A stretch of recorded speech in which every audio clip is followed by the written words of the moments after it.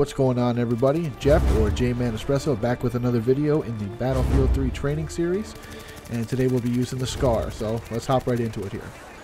So this video, I'll be showing off gameplay from a couple different maps. I'm trying to get some more variety in the maps that I play. The servers that I play aren't always rotating map servers, so I'm trying to get a little more variety in there for you guys. So we'll see gameplay today from here in Nelson Bay real quick, and then we'll hop over to Harvest Day, and then we will do finish up with Oasis.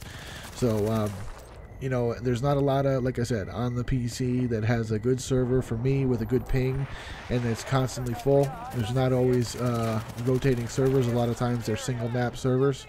So I'll do my best to get some more variety in there so you guys aren't looking at the same map all the time. So this is Nelson Bay. I don't believe I've done any videos here, and Harvest Day, you know, Oasis we've been using a lot, so I'll try to switch it up.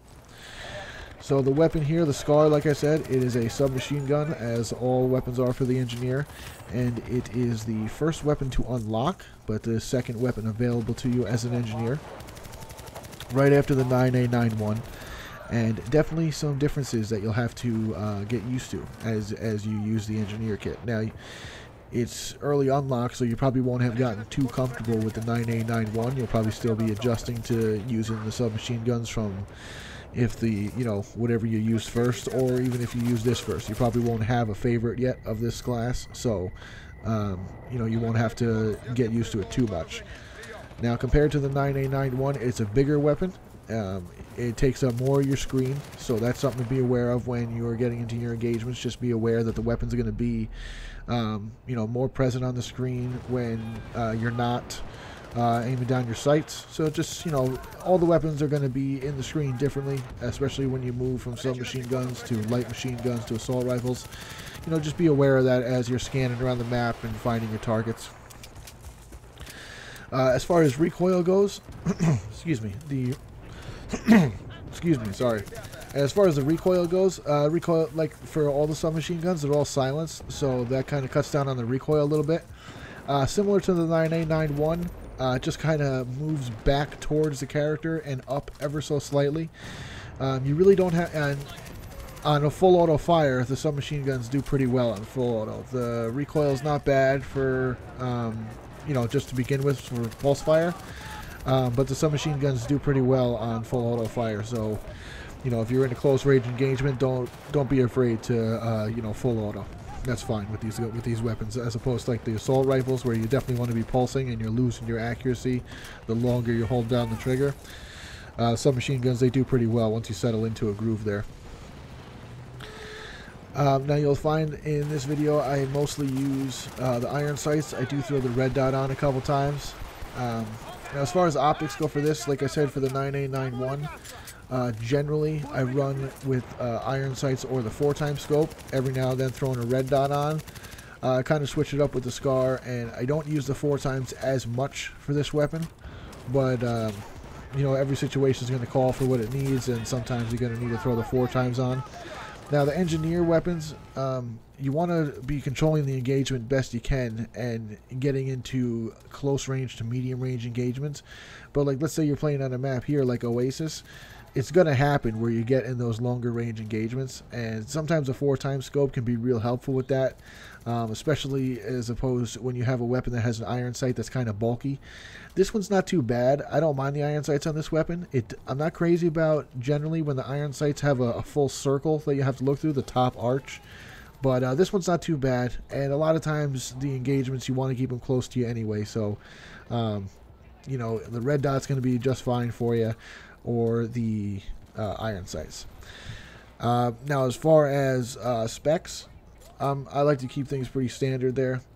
If you have Magnum ammo, run the Magnum ammo. If not, you can run, I like to run the weapons training spec. So for the submachine gun, you get a better silencer. It'll quiet it down even more, so you can be a little more sneaky.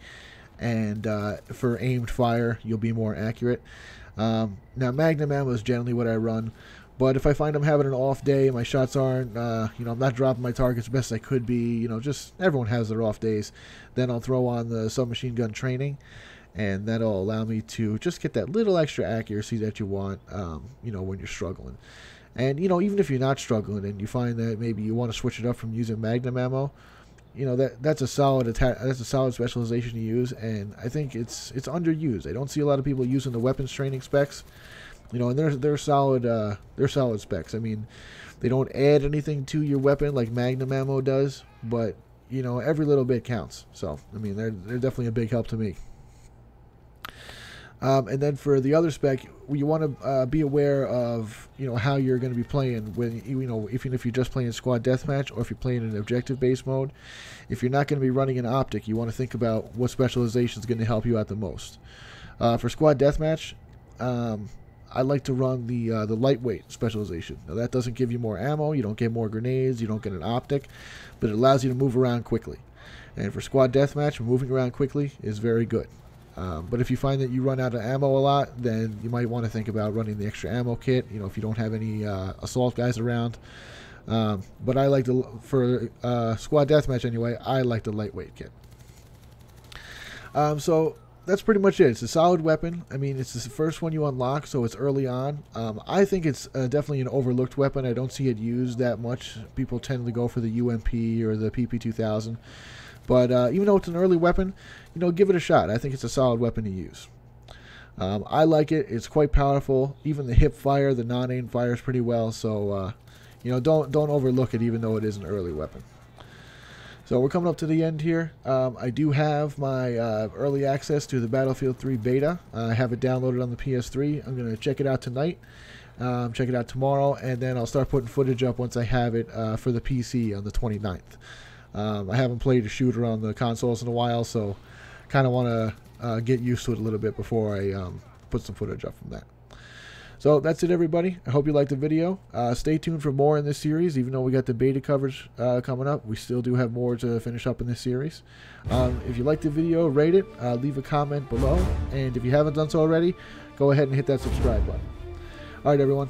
Thanks for stopping by. Take care.